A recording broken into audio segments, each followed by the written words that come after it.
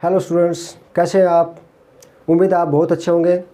और इन दिनों आप लोगों की लगातार डिमांड की वजह से हम इंग्लिश ग्रामर के एक बहुत ही महत्वपूर्ण टॉपिक मॉडल्स पे वीडियो बना रहे हैं। और आज भी हम मॉडल्स में शैल, विल और शुड, वुड पे एक वीडियो बनाने जा रहे हैं। और इस वीडियो को देखने के पश्चात आपके विल, वुड और शैल, शुड के बारे में सभी प्रकार के डाउट क्लियर हो जाएंगे। और यदि आप सभी वीडियो को एक साथ देखना चाहते हैं, आप मॉडल्स की सभी वीडियो एक साथ देखना चाहते हैं, तो नीचे डिस्क्रिप्शन में लिंक दिया गया है, आप वहां से सभी मॉडल्स की वीडियो देख सकते हैं। तो आइए आज शुरुआत करते हैं विल, शैल और शुड, वुड के साथ। फर्स्ट ऑफ ऑल सबसे पहले हम शुरुआत करते हैं शैल से। आपको निश्चित रूप से ये बात पहले से विदित है कि विल, शैल का प्रयोग हम फ्यूचर टेंस में साधारण भविष्य को दिखाने के लिए, सिंपल फ्यूचर को व्यक्त करने के लिए करते हैं। और सिंपल फ्यूचर में फर्स्ट पर्सन आई और वी के साथ हम शैल का प्रयोग करते हैं। और second person you, he, she, it, third person they, any name के साथ हम विल का प्रयोग करते हैं। ये एक सामान्य नियम है। For example, I shall be 20 next month, अगले महीने मैं 20 वर्ष का हो जाऊंगा। आई शैल नो माई रिजल्ट टुमारो, कल मुझे अपने रिजल्ट का पता चलेगा। That's simple future. ये साधारण रूप से कही गई बात है, इसमें कोई विशेष बात नहीं है। We shall leave for Delhi in the evening, हम शाम को दिल्ली के लिए रवाना होंगे। ये भी एक सामान्य बातचीत में कही गई बात है। तो हम आमतौर पर साधारण भविष्य को व्यक्त करने के लिए फर्स्ट पर्सन के साथ शैल और सेकंड पर्सन और थर्ड पर्सन के साथ विल का प्रयोग करते हैं। लेकिन यदि आपको साधारण भविष्य के अलावा यदि किसी वाक्य में आपको कोई विशेष बात दिखाई दे, यदि आपको वाक्य में कोई आदेश दिखाई दे, यानी कि कमांड, यदि वाक्य में आपको डिटर्मिनेशन, कोई दृढ़ निश्चय, संकल्प दिखाई दे, एक वाक्य में आपको कोई अनिवार्यता, नेसेसिटी या कंपल्सन दिखाई दे, तो आप वहाँ साधारण रूप से प्रयोग होने वाले शैल का, आई और वी के साथ शैल का प्रयोग नहीं कर सकते।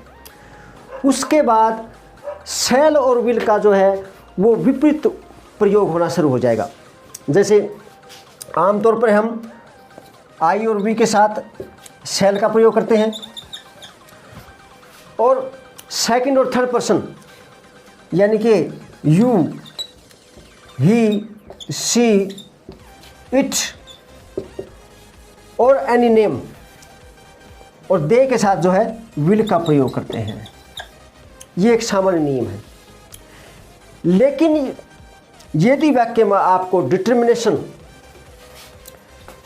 आपको वाक्य में कमांड, आदेश दिखाई दे, आपको वाक्य में प्रोमिस दिखाई दे, आपको वाक्य में कंपल्सन, अनिवार्यता, नेसेसिटी या बाध्यता या डिटर्मिनेशन, आपको दृढ़ निश्चय, संकल्प, ये बातें आपको दिखाई दे, तो फिर इनका उल्टा प्रयोग होना शुरू हो जाएगा। यानी कि यू, ही, शी, इट, यानी कि सेकंड पर्सन और थर्ड पर्सन के साथ शैल का प्रयोग होना शुरू हो जाएगा, और फर्स्ट पर्सन आई और वी के साथ विल का प्रयोग होना शुरू हो जाएगा।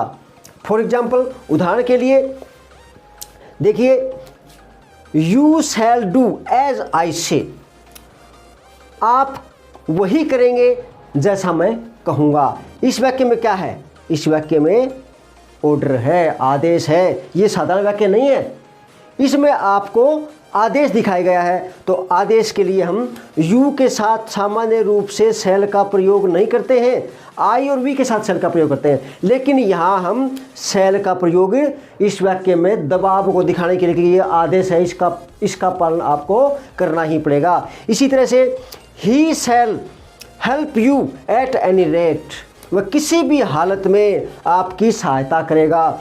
इस वाक्य में क्या है? इस वाक्य में प्रोमिस है, कोई एक मित्र दूसरे मित्र से प्रॉमिस, वादा कर रहा है कि कुछ भी हो जाए, भले ही मैं मर जाऊं तो अलग बात है, अदरवाइज यदि मैं जिंदा रहूं तो मैं तुम्हारी मदद ज़रूर करूंगा। तो ये प्रॉमिस है, और प्रॉमिस के लिए ही के साथ विल नहीं, यहाँ शैल का प्रयोग हुआ क्योंकि यहाँ पर प्रॉमिस है। इसी तरह से you shall not enter the kitchen with dirty feet, तुम गंदे पैरों के साथ किचन में प्रवेश नहीं करोगे। क्या है इसमें? कंपल्सन, बाध्यता है, ज़रूरी है ये काम, आप ऐसा नहीं कर सकते। और कंपल्सन के लिए भी हम सेकंड पर्सन के साथ शैल का प्रयोग करेंगे, न कि विल का, क्योंकि आमतौर पर तो विल का प्रयोग होता है सेकंड पर्सन के साथ, लेकिन यहाँ कंपल्सन के कारण, बाध्यता के कारण, अनिवार्यता के कारण यू के साथ, सेकंड पर्सन के साथ शैल का प्रयोग हुआ। इसी तरह से लाइकवाइज ही शैल टेक हिज रिवेंज, वह अपना बदला अवश्य लेगा। यदि यहाँ पर हम कहें, इस वाक्य में देखिए क्या है, डिटर्मिनेशन है, दृढ़ संकल्प है। इट मीन्स ये काम हर हालात में होगा, वह बदला अवश्य लेगा। यहाँ ही के साथ शैल लगने का मतलब है मस्ट के समान इस वाक्य में दबाव है, ये कार्य मिस नहीं हो सकता, ये कार्य अवश्य होगा। तो इसलिए आपको इस बात का विशेष रूप से ध्यान देना है, यदि वाक्य में कंपल्सन हो, वाक्य में डिटर्मिनेशन हो, या वाक्य में ऑर्डर हो, तो सेकंड पर्सन और थर्ड पर्सन के साथ हम किसका प्रयोग करेंगे? शैल का प्रयोग करेंगे, न कि विल का। विल का तो सिर्फ साधारण रूप से कई बात को व्यक्त करने के लिए करते हैं। शैल के प्रयोग के पश्चात आइए अब हम विल का प्रयोग सीखते हैं।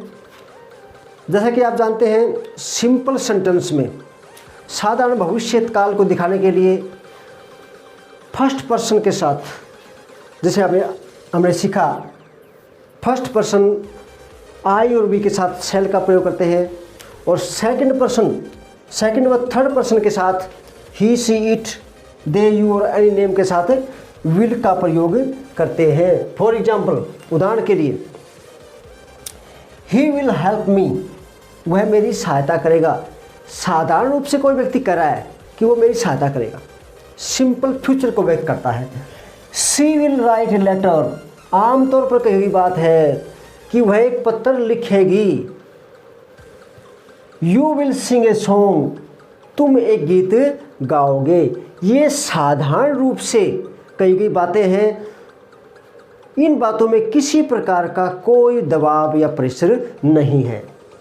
लेकिन यदि इन्हीं बातों में, इन्हीं वाक्यों में आपको थोड़ा दबाव या कोई और अन्य बात दिखाई दे, तो फिर क्या होगा? तो फिर यहाँ ही, सी, यू के साथ विल का प्रयोग नहीं बल्कि शैल का प्रयोग होना शुरू हो जाएगा। जैसे हमने पिछले शैल के प्रयोग में सीखा था कि जब वाक्य में कहीं डिटर्मिनेशन हो, ऑर्डर हो, या कंपल्सन या नेसेसिटी हो, तो शैल और विल के उल्टे प्रयोग होने शुरू हो जाते हैं। यानी कि साधारण रूप से जहाँ आई और वी के साथ शैल का प्रयोग होता है, अब यहाँ क्या होगा? ये शैल का प्रयोग इनके साथ होना शुरू हो जाएगा, और आई और वी के साथ विल का प्रयोग होना शुरू हो जाएगा विषम परिस्थितियों में। और वो परिस्थितियाँ कौन कौन सी हैं, आइए देखते हैं। फर्स्ट पर्सन आई और वी के साथ यदि आपको वाक्य में ऑर्डर दिखाई दे, प्रॉमिस, डिटर्मिनेशन या कंपल्सन या नेसेसिटी, अर्थात कोई आदेश हो, किसी का कोई वचन हो, या कोई दृढ़ संकल्प या निश्चय हो, या कोई अनिवार्यता या बाध्यता आपको वाक्य में झलके, तो उन वाक्यों में आप आई और वी के साथ शैल के स्थान पर विल का प्रयोग करेंगे। For example, I will help you at any rate. यदि यहाँ आई के साथ हम शैल लगाते तो उसका अर्थ होगा कि मैं आपकी सहायता करूँगा, यानी कि उसमें कोई विश्वास नहीं किया जाता कि वो सहायता करेगा या नहीं करेगा। लेकिन यहाँ पे वाक्य में प्रोमिस है, तो फिर यहाँ पर हम आई के साथ शैल लगा के विल लगाएंगे। इसका मतलब ये काम अवश्य होगा, इसमें एक ज़बरदस्त प्रेशर है। इसी तरह से I will get first division, कोई व्यक्ति आत्मविश्वास के साथ, दृढ़ निश्चय के साथ कह रहा है कि मैं प्रथम स्थान प्राप्त करूंगा, तो इसमें एक डिटर्मिनेशन है और डिटर्मिनेशन के लिए आई के साथ विल का प्रयोग होगा। इसी तरह से we will do as you say, हम वही करेंगे जो आप कहेंगे। इसमें क्या है, एक आदेश है, ऑर्डर है, और जब वाक्य में ऑर्डर हो तो वहाँ फर्स्ट पर्सन के साथ शैल का प्रयोग न होकर विल का प्रयोग होगा। इसी तरह से I will become a great man, कोई इंसान कह रहा कि एक दिन मैं एक महान इंसान बनूंगा, I will become great man. क्या है, डिटर्मिनेशन, उसको विश्वास है अपने आप, उसको संकल्प है इस बात का अपने आप को।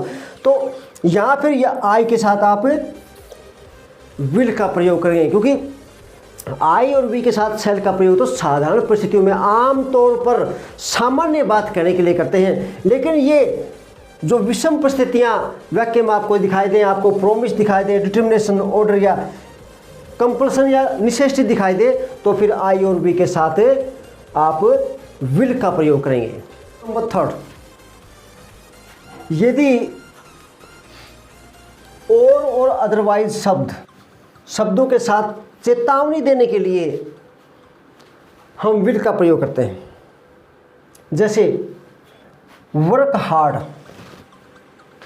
अदरवाइज यू विल फॉल, कठिन मेहनत करो नहीं तो आप यू विल फेल, अनुत्तीर्ण हो जाएंगे।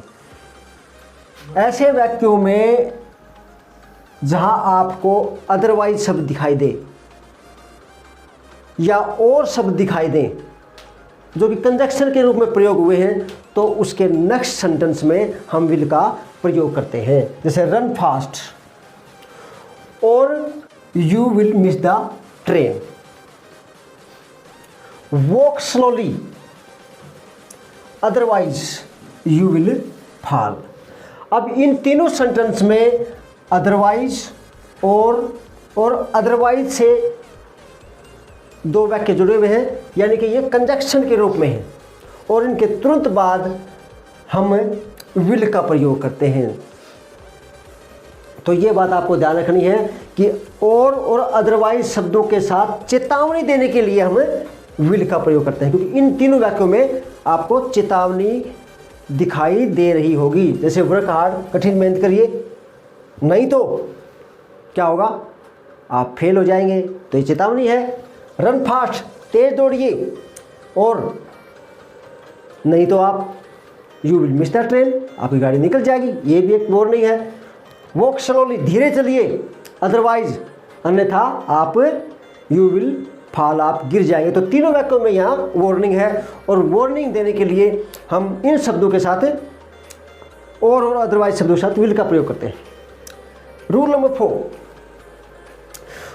नंबर 4 के अनुसार कंडीशनल सेंटेंस में और उस कंडीशनल सेंटेंस में वर्ब की फर्स्ट फॉर्म के साथ विल का प्रयोग करते हैं, यानी कि ऐसा कंडीशनल सेंटेंस जिसमें वर्ब की फर्स्ट फॉर्म का प्रयोग हुआ हो, तो उससे नेक्स्ट वाक्य में उससे अगले वाक्य में हम विल का प्रयोग करेंगे। फॉर एग्जाम्पल, उदाहरण के लिए, इफ़ यू वर्क हार्ड, यदि आप कठिन मेहनत करेंगे तो यू विल पास, आप पास हो जाएंगे। तो इस कंडीशनल सेंटेंस में जो कि इफ से शुरू हो रहा है, यहाँ वर्ब की फर्स्ट फॉर्म का प्रयोग हुआ है, तो नेक्स्ट सेंटेंस जो है उसमें हम विल का प्रयोग करेंगे। इसी तरह से आगे देखिए, इफ़ यू वॉक स्लोली, यदि आप धीरे चलेंगे तो यू विल मिस द बस। इस वाक्य में कंडीशनल सेंटेंस में वर्ब की फर्स्ट फॉर्म का प्रयोग हुआ है, तो नेक्स्ट सेंटेंस में हम विल का प्रयोग करेंगे। इसी तरह से इफ़ यू रन फास्ट, यदि आप तेज दौड़ेंगे तो you will miss the bus, you will win the race, आप रेस को जीत लेंगे। हमने यहाँ ये देखना है कि ये कंडीशनल सेंटेंस है और कंडीशनल सेंटेंस में वर्ब की फर्स्ट फॉर्म का प्रयोग हुआ है, तो नेक्स्ट सेंटेंस में विल का प्रयोग करेंगे। विल का नेक्स्ट प्रयोग, विल का प्रयोग रिक्वेस्ट और इनविटेशन के लिए विल का प्रयोग पोलाइटनेस के साथ यदि हम किसी से रिक्वेस्ट करते हैं या इनविटेशन देते हैं तो उसके लिए विल का प्रयोग करते हैं। For example, will you open the door please, कृपया क्या आप दरवाज़ा खोलने का कष्ट करेंगे। तो ये दरवाज़ा खोलने की जो रिक्वेस्ट है वो की गई है, तो उसके लिए हम यहाँ विल का प्रयोग करते हैं।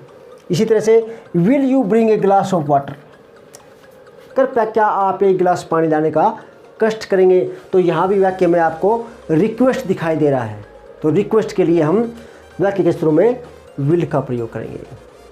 इसी तरह से will you have a cup of T, क्या आप एक कप चाय लेना पसंद करेंगे, एक कप चाय लेंगे। यहाँ भी एक पोलाइटनेस के साथ इनविटेशन, तो इसके लिए जो है हम इनविटेशन या रिक्वेस्ट के लिए हम विल का प्रयोग करेंगे।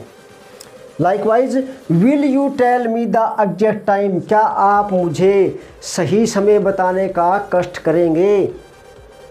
यानी कि यहाँ पर भी आप समय जानने के लिए रिक्वेस्ट के साथ आप समय जानना चाहते हैं, यहाँ भी आपकी पोलाइटनेस झलक रही है, तो ऐसे वाक्यों में हम विल का प्रयोग करते हैं। पोलाइटनेस के लिए विल सबसे उपयुक्त माना जाता है। इस तरह से will you close the window please, कृपया क्या आप खिड़की बंद करने का कष्ट करेंगे। तो इन सभी वाक्यों में हम विल का प्रयोग करें, क्योंकि यहाँ पर जो भी काम, जिस भी काम को करवाने के लिए यहाँ जो बात हो रही है वो रिक्वेस्ट और इनविटेशन के रूप में झलक रही है। इन सभी वाक्यों में एक बात और ध्यान देने वाली है, इन सभी वाक्यों में आप कुड, वुड और माइट, इन सभी का भी प्रयोग कर सकते हैं, क्योंकि जो पोलाइटनेस विल में है वो वुड में भी है, कुड में भी है, वुड में भी है और माइट में भी है। यदि आप इन सभी वाक्यों में इन चारों का प्रयोग करते हैं तो वो बिल्कुल सही होंगे। इनमें से कोई भी यदि आप एक यूज कर देते हैं तो वो बिल्कुल सही माना जाएगा। इन चारों ऑप्शनों में से यदि आपको कोई भी इन वाक्यों में दिखाई दे या आपको ऑप्शन में कहीं दिखाई दे तो आप इन चारों का प्रयोग कर सकते हैं। That's all, thanks for watching. मुझे उम्मीद है कि आपको विल शेल का प्रयोग अच्छी तरह से समझ में आ गया होगा, और नेक्स्ट वीडियो में हम शुड और वुड का प्रयोग समझेंगे, क्योंकि शैल और विल की ये वीडियो काफ़ी लंबी हो चुकी है, इसलिए शुड और वुड का प्रयोग हम नेक्स्ट वीडियो में समझेंगे। Thanks for watching this video.